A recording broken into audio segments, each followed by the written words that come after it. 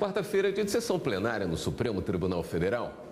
Os ministros decidiram que eleitores que tiveram os títulos cancelados por falta de biometria não podem votar nas eleições deste ano. E a repórter Carla Lucena acompanhou a sessão de hoje e tem os detalhes para a gente. Boa noite, Carla.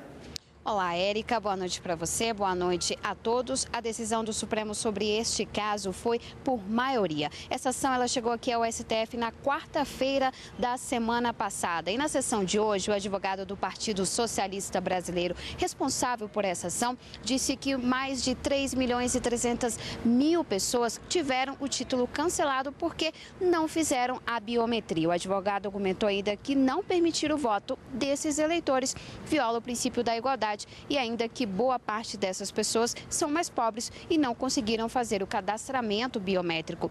Por outro lado, a AGU e a PGR se posicionaram contra essa ação, como vamos ver na reportagem. Tanto a Advocacia Geral da União quanto a Procuradoria-Geral da República afirmaram que há menos de 2 semanas para as eleições, autorizar neste momento a reinscrição dos eleitores que tiveram o título cancelado por não fazer a biometria prejudica a segurança da eleição. A mesma dificuldade que o eleitor vai enfrentar para votar é exatamente a mesma dificuldade que ele teria para se dirigir e se submeter a um processo de revisão. Permitir que essas pessoas votem é permitir a burla do comando constitucional que diz que somente os alistáveis podem votar. O alistamento eleitoral, que é o cadastro das pessoas que estão aptas a votar, foi apontado como essencial pelo relator, ministro Luiz Roberto Barroso. Ele também considerou que não há impacto desproporcional para os mais pobres. Em petição protocolada na data de ontem, o requerente afirma que os eleitores mais pobres foram os mais atingidos, uma vez que 53% dos títulos cancelados se encontram nas regiões Norte e Nordeste, que seriam as mais pobres do país.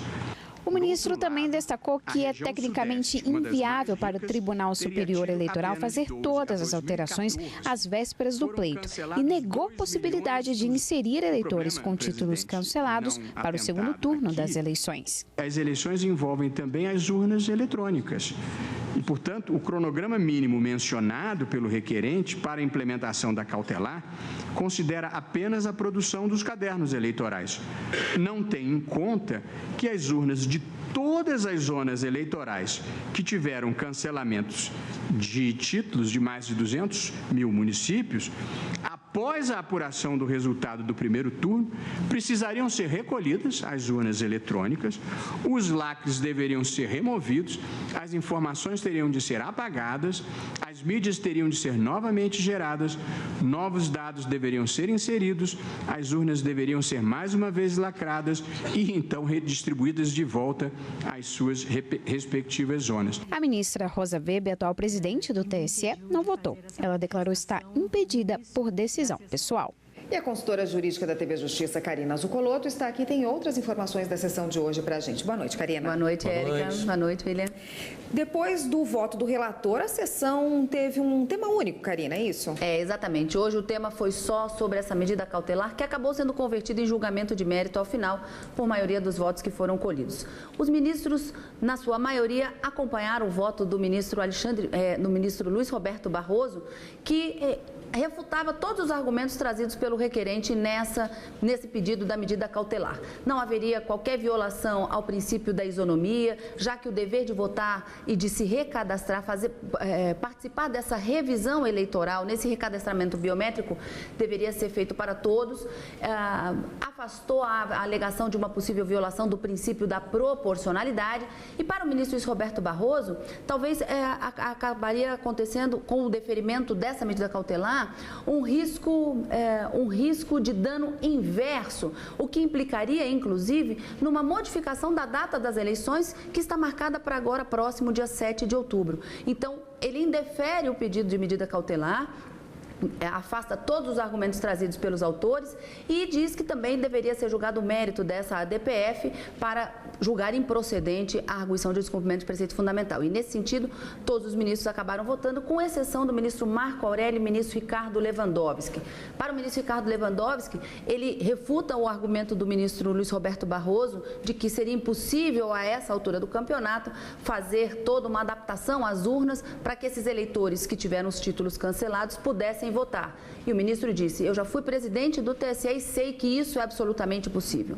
O ministro Marco Aurélio, por outro lado, disse que deixar aproximadamente 4 milhões de eleitores fora das eleições também seria uma grande perda. Mas, dentre todos, vamos ouvir um trechinho do voto do ministro Edson Fachin durante o julgamento desta tarde. Votar não traduz apenas o exercício periódico da soberania popular, mas traduz também a primeira e, quiçá, mais fundamental forma de participação nos assuntos da vida política. Votar nos faz cidadãos e participar, entre aspas, com o seu sentido etimológico originário, e participar da gestão da coisa pública nos torna iguais.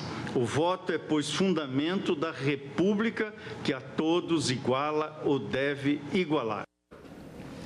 E com isso, esse foi o resultado da sessão plenária de hoje, um único julgamento, um pedido a princípio de medida cautelar, que acabou sendo indeferido, convertido esse julgamento também no mérito da ADPF, que agora será arquivada diante desse resultado, a partir do voto dos ministros, acompanhando o ministro Luiz Roberto Barroso. Ok, Karina, então até amanhã com a cobertura da sessão plenária da quinta-feira. Até amanhã.